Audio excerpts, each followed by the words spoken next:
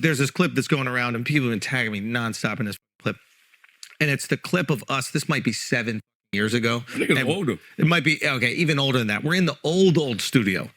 That was an iHeart studio before iHeart moved, and we were debating who was bigger, Breakfast Club or Rogan. In this video, we join Andrew Schulz and Charlamagne on their podcast, Brilliant Idiots. Andrew Schulz talks to Charlamagne about the time he said that his show is bigger than Joe Rogan's. With that, let's watch Andrew Schulz clown Charlamagne for his ridiculous comments about Joe Rogan. There's this clip that's going around, and people have been tagging me nonstop in this clip, and it's the clip of us. This might be 7 years ago. I think it's older. It might be even older than that. We're in the old studio. That was an iHeart studio before iHeart moved, and we were debating who was bigger, Breakfast Club or Rogan. It's more context to that, and I just thought about it. Yeah, we were literally just talking about YouTube at the time. Yes, that's all we were talking about. The YouTube. We weren't talking about nothing else. So to let you know how long ago this is, Rogan is still on YouTube at the time. Rogan was still on YouTube. This is before the Spotify move. This is years, and we had this discussion, and it actually wasn't that crazy a discussion. Like, you were saying, oh no, Breakfast Club is bigger, and I was like, Rogan is bigger, but this wasn't a time where it was just ubiquitous, unanimous, right? Like, everybody knows what Joe Rogan is. And I think even your argument now, which is like 8 years ago, people are still listening to radio every single morning when they get in their car. They're still ready to country. But listen, it's syndicated in every single state. So even back then, I was debating just YouTube. Yeah, and I think at the time, either Rogan had more subscribers than us, but we were getting more views, or vice versa. I don't remember. It was one of the two. The point that I'm trying to make is people were in bad faith, and like journalists who call out other journalists who like to go, the mainstream media doesn't care about truth. They don't care. They all have an agenda. Are tweeting it out, either not looking up that it's 8 years ago, not looking for the context of the conversation, or knowing that and ignoring it so that they can get some clout or clicks, right? And it just goes to show you the bad faith that exists out there with information. Why now though? Because I even saw Megyn Kelly this morning. Salute to Megyn Kelly. I saw Megyn Kelly talking about it. Yeah. Hey, let's start a podcast. It'd be fun to do it. Yeah. Now you made it a business. So I remember seeing this conversation they're talking about when it first happened, but I don't remember specifics. I don't know if they're going to play it or not. I think just like anything, the truth is kind of in the middle somewhere. You know, Andrew and Charlamagne are stating here that it's the media's fault for misrepresenting him. And I think there's some truth to that, you know, and he's right. You know, right-wing commentators, news people, oh, the media lies to you and they're full of shit. You know, they were saying Charlamagne thinks he's bigger than Rogan. And I don't know exactly what context, but I do believe there was some context taken out of it in those stories for that reason, just to, you know, have something to talk about online. But the reason I say the truth is somewhere in the middle is because what you're not hearing here is Charlamagne saying, yeah, I could have worded that better, or taking any accountability whatsoever. I mean, the words came out of his mouth. So the people that were reporting on I heard something, and it wasn't just a throwaway comment. They were going back and forth about it. But as I recall it, I just remember Charlamagne's tone being very defensive, and it seemed like his ego wouldn't let him acknowledge that Rogan is a bigger influence than he is. And so they may be right. If they play this clip, they may be right that he said, oh, I'm just talking about YouTube or whatever else he said. But if we see the clip again, I feel like I remember him basically not wanting to acknowledge that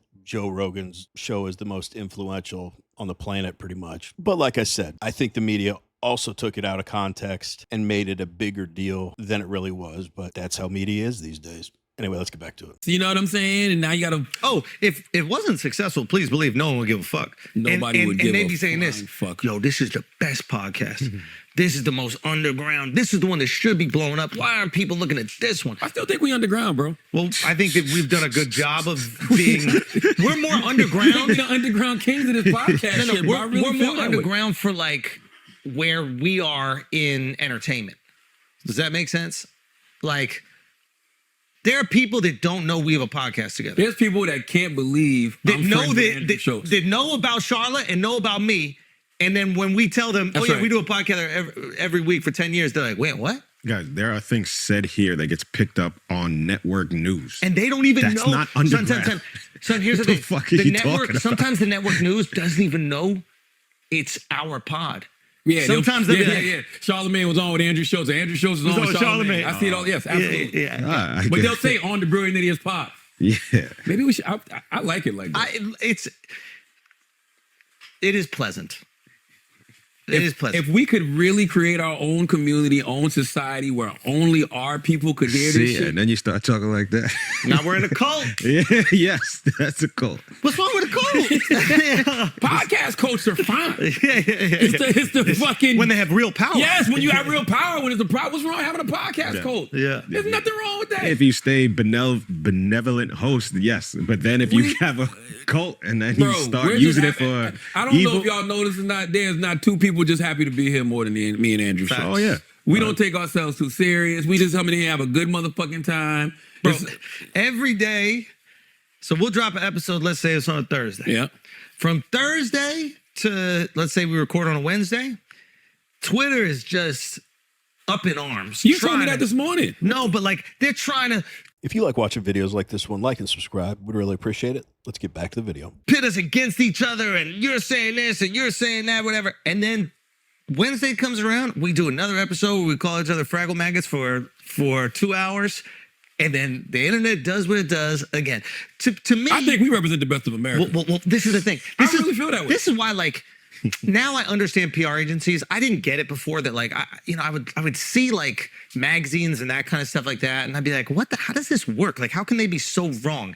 Now I understand that like magazines are all paid for now. Like, you basically pay for a cover, you pay for an article, you either pay them directly or you pay your PR agency to pitch them, and then they get you in these like lists and that kind of shit. But like, so now I get it, because if there was like any shred of authenticity in media nowadays, there'd be an article written about what's happening right now. Like, you interview Kamala, I interview Trump, we come in here for 10 years, we're boys, we make fun. Dude, that guy who's just off camera, the one they just showed on camera, I always think he's hilarious. He always like brings him back down to earth when Charlamagne was like, we're underground. He's like, dude, they play clips of this on the national news. And there's that other guy off camera that talks sometimes. It's like crazy left wing, but this guy seems super cool. I will say though, as much as I criticize Charlamagne politically, and I doubt we agree on much, actually that's not true. Maybe there's like some 5 or 10% crossover, but I never liked him on The Breakfast Club, and it may be a result of me just seeing clips. I'm sure that's a big contributor to it, but it just seems like he was always humoring this race stuff and how bad Black Americans have it and how great white Americans have it. I just don't have any time for that. But then I see him on this show, and he's grown on me because these two are so different politically and have different worldviews, but they are good friends, and you can tell that. And I'm not trying to be corny, but I think it's a good lesson for everyone, me included. I mean, it's crazy frustrating to hear the stuff that comes out of liberals' mouths, but I've always stood by the fact that I'd never,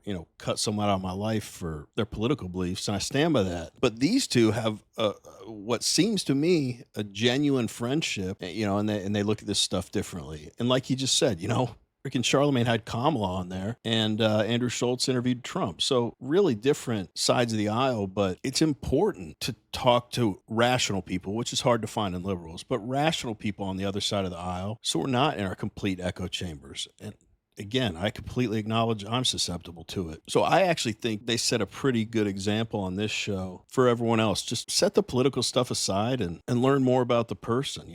Their political views don't define them. And then Charlamagne, of course, goes on and says, what's wrong with having a cult?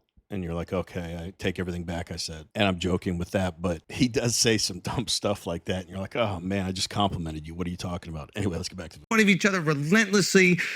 Sometimes we disagree on politics. Sometimes we agree on politics. But like, we are proof that people cross the aisle. We're proof that people hang out. We're proof that sometimes you're more conservative on something than me. Sometimes I'm more liberal than you. It goes back and forth. Well, this is like real America happening every week right here in this room. And every article online is about some absolute nonsense bullshit that no one even fucking cares They about. don't listen to old episodes. Go back to old episodes when I was saying Americans had too much freedom and Schulz was telling me I was out of my fucking mind. You were out your fucking mind. Yes, you was out your fucking mind. You know what I'm saying? I was like, America has too much fucking freedom. Isn't that a story? Like, I'm trying to think, if I was a journalist, I would look at this, I'd be like, wait a minute, you're telling me these two guys do a pod every We week? represent the best of America. Yes. Because the election's next week. Guess who's gonna still be in here doing a podcast? Us. Regardless of who supports who's for who, it don't even fucking matter. We can come in here, have discussions about it, debate about it. It is what it is. And Well, I don't know if they or anybody represent the best of America, but I've earned more respect for Schulz in his ability to step back and look at things from a conservative and liberal perspective. I think he's better at that than I am for sure, and better than that at that than a lot of people, even though when you hear his views come down to it, he's conservative. But I think showing that you understand what the other side has to say is at least a step that you're listening. And even if you don't agree, at least you listen. A lot of times, you know, these media people are just waiting for the other person to stop talking so they can get into their talking points, you know. But we want to hear from you. What do you guys think about this conversation between Andrew Schulz and Charlamagne? Let us know in the comments. Anyway, as always, really appreciate you watching. We will see you in the next one.